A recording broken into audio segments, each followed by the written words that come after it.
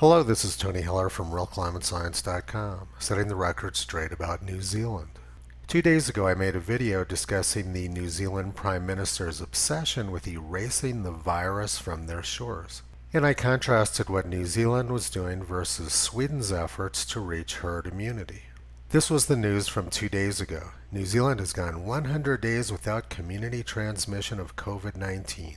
And here was the Prime Minister of Fiji congratulating the New Zealand Prime Minister and himself, of course, too. Both countries had eradicated the virus. Look at that big smile. And here we are 2 days later. The smile is gone. New Zealand is back in lockdown.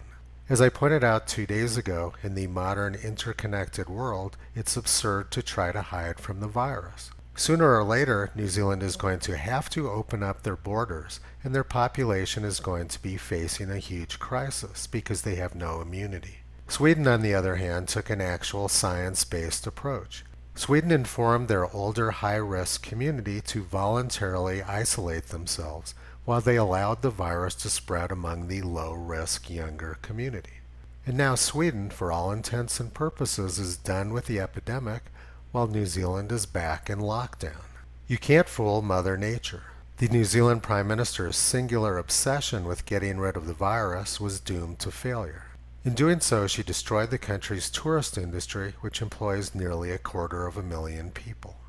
And what's happening in New Zealand now is going to happen over and over again until the country obtains immunity.